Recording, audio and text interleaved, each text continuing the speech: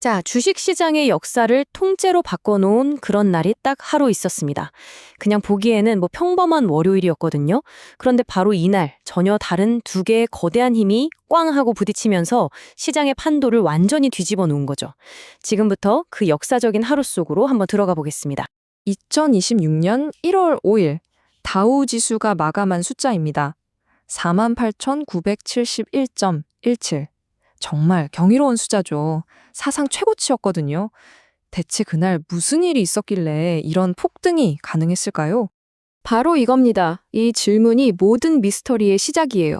전혀 상관없어 보이는 두 가지 사건. 그러니까 한쪽에서는 아주 과감한 군사작전이 벌어지고 다른 한쪽에서는 조용한 기술혁명이 일어나고 있었는데 이게 어떻게 같은 날 시장을 그렇게 뒤흔들 수 있었을까요?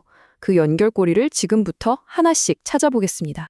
월가의 분석가들은 이날의 상승을 자유랠리라고 불렀습니다. 원래 연말이면 투자자들이 을에 기대하는 산타클로스 랠리라는 게 있잖아요. 근데 그게 오질 않았거든요. 그런데 그걸 순식간에 압도해버리는 랠리가 터진 거죠. 이 이름에 담긴 의미부터 한번 살펴볼게요. 보시면 모든 주요 지수가 정말 크게 올랐습니다. 특히 다우 지수는 사상 최고치를 갈아치웠고요. 근데 진짜 재밌는 건 바로 나스닥이에요. 무려 5거래일 동안 계속 떨어지기만 하던 기술주가 드디어 마침내 반등에 성공했다는 거죠. 이건 뭘 의미할까요? 네, 뭔가 새로운 힘이 시장에 들어오기 시작했다. 바로 그 신호탄이었던 겁니다. 자, 그럼 시장을 움직인 첫 번째 거대한 힘으로 넘어가 보죠. 그건 바로 주말 동안 전 세계를 깜짝 놀라게 했던 아주 극적인 지정학적 사건이었습니다. 모든 일은 정말 순식간에 주말 사이에 벌어졌습니다. 토요일에 베네수엘라 대통령이 체포되고 바로 다음 날인 일요일에 미국이 새로운 외교 정책을 선언합니다. 그리고 월요일 시장이 문을 열자마자 에너지 주식들이 그야말로 폭발했죠. 이 모든 건 절대 우연이 아니었습니다. 이 돈로 독트린이라는 게 바로 모든 움직임의 배경이 된 새로운 외교 정책의 뼈대입니다.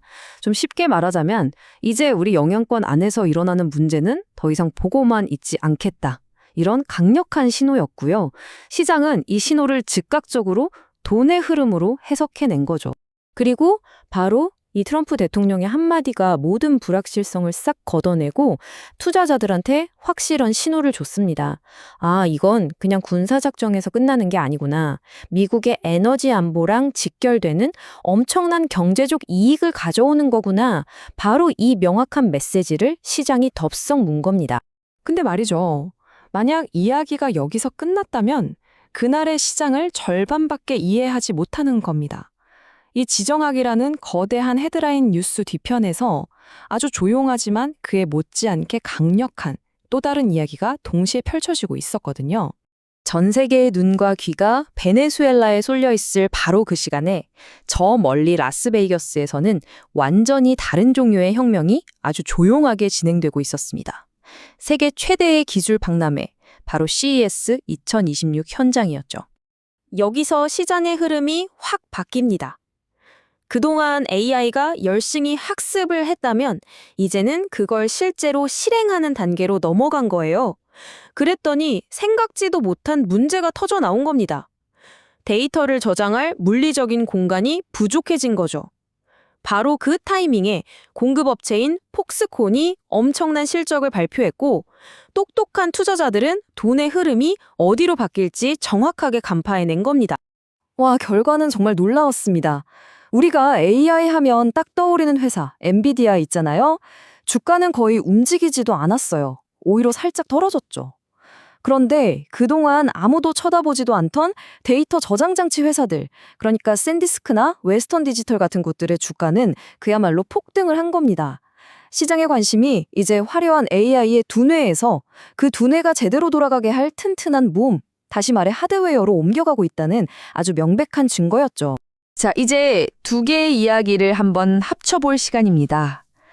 지정학과 기술이라는 이 두 개의 거대한 힘이 만나서 어떻게 시장에 아주 명확한 승자와 패자를 만들어냈는지 한번 보시죠. 이게 정말 흥미로운 지점인데요. 베네수엘라 석유 공급 재개라는 똑같은 사건 하나가 미국과 캐나다 에너지 기업들한테는 완전히 정반대의 결과를 가져온 겁니다. 미국 정유사들은 와, 우리 설비에 딱 맞는 값싼 원유가 들어온다라는 기대감에 주가가 막 치솟았는데 원래 그 자리를 차지하고 있던 캐나다 에너지 업계는 그야말로 직격탄을 맞은 거죠. 미디어 업계에서도 아주 비슷한 일이 벌어졌어요. 컴캐스트라는 회사가 있었는데 요즘 하락세인 CNBC 같은 케이블 채널 사업부를 버산트라는 새 회사로 떼어냈거든요. 시장의 반응은요, 아주 명확했습니다. 성장 가능성이 낮은 자산을 털어낸 컴캐스트에는 박수를 보냈고 그 자산을 고스란히 떠안은 버산트의 주가는 거래 첫날부터 그냥 폭락해버렸습니다. 시장의 평가는 정말 냉정했죠. 성장 가능성이 낮은, 말하자면 짐을 떼어낸 컴캐스트는 올랐고 그 짐을 짊어진 버산트는 첫날부터 곤두박질 쳤습니다. 투자자들이 미래가 어디에 있다고 보는지 아주 명확하게 선을 그어준 셈입니다.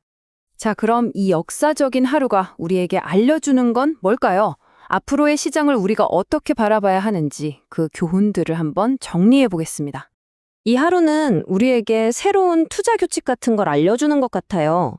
첫째, 이제 국제 정세는 더 이상 남의 나라 얘기가 아니다. 둘째, 시끄러운 헤드라인 뉴스 뒤에 숨어서 조용히 진행되는 기술의 변화를 반드시 읽어내야 한다. 그리고 마지막으로 시장은 다시 석유나 데이터 저장 장치처럼 손에 잡히는 이런 실물 자산의 가치를 다시 보기 시작했다는 겁니다. 마지막으로 이 질문을 한번 던져봅니다. 과연 2026년 1월 5일은 그냥 한번 스쳐 지나가는 특별한 사건이었을까요? 아니면 앞으로 우리가 마주하게 될 새로운 시장의 시작을 알리는 신호탄이었을까요? 지정학적인 힘과 기술적인 우위, 이 두 개의 축이 미래 투자의 가장 중요한 핵심이 될 것인지 우리 모두 깊이 생각해 볼 필요가 있겠습니다.